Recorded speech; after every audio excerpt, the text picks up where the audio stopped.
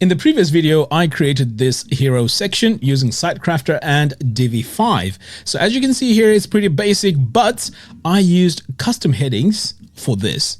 And I got a question from the community from Rito, and he says, how can I use H1 tags or H2 to define HTML headings in Divi 5 with SiteKrafter in a hero section? And by the way, if you haven't signed up for the Divi University, become a member. It's absolutely free. Link to that will be in the video description below.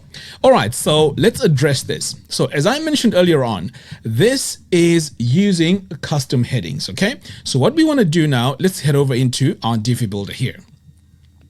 So let's say we want to use H1 and H2. Now, how these are defined, they're defined in this manner. So we need to, first of all, add our text module, right? So with our text module selected now, this is where we go in and add our body text, okay? So from our body text here, if you want to make anything a heading, you highlight it over here, and then you go in and select heading 1, or it can be heading 2, heading 3, and so on.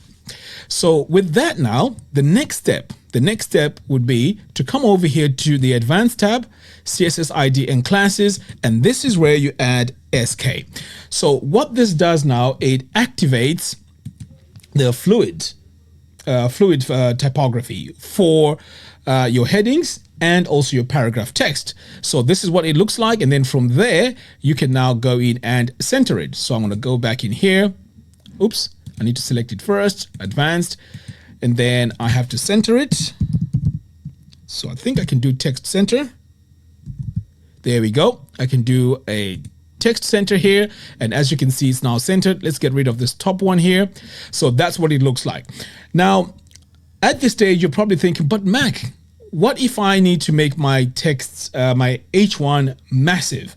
Well, this is why we separated the custom headings from the normal headings. According to UI design, this is the best size you can have your H1s, okay? So in this case, you can see our line height here is a bit, it's a bit off. That is because we are using the same module here to decide our heading and our subheading.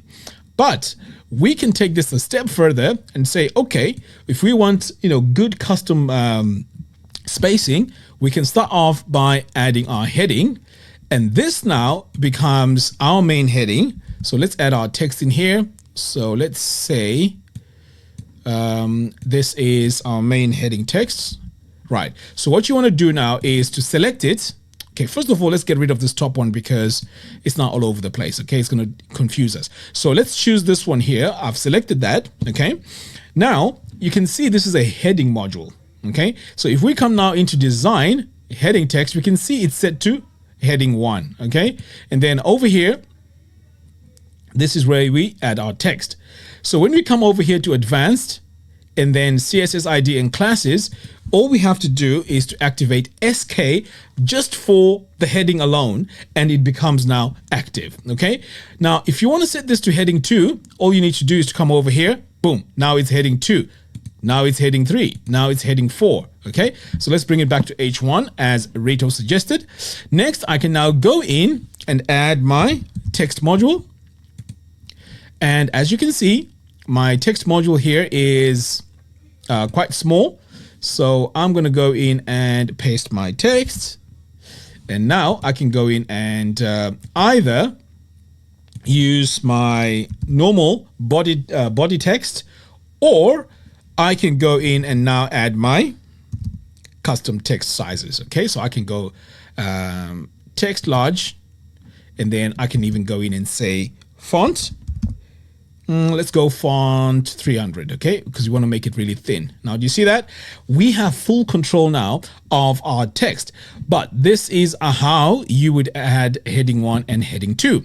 So here, our heading applies its own line height, and so does our paragraph text. But we can go in and add our custom margins. So we can say M0.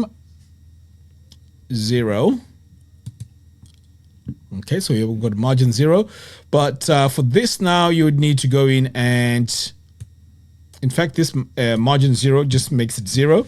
So what we'll need to do in this case, if you want this a bit closer, is to do it manually, because right now I can see that our rows here, if I go into my layouts, pretty much we are at, at the right gutter width. So there's nothing much we can do. So if you wanted to make it really tighter, this is where I would go in and add my negative spacing.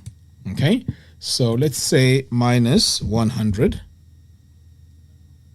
Okay, that's a bit too much. Let's go minus 20. There we go. Okay, so that could be minus 20.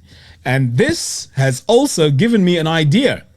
We need to have negative margins for our classes. So this will be in the upcoming updates to the SiteKrafter Divi framework. Okay, so if you haven't purchased your framework, you can see here, it just makes the design of your websites much easier. It's much faster, and pretty much you have everything in your builder as you're building fluid. You don't have to go in and enter any sizes over here, for example, to make your text responsive. Everything just fits in. Look at that. Look at how beautiful the text is, even on different sizes. Isn't that cool? So everything is going to look beautiful in all devices. Anyway, guys, thank you very much for watching. I thought I'll just do a quick video and show you how to add headings for SiteKrafter. See you in the next one.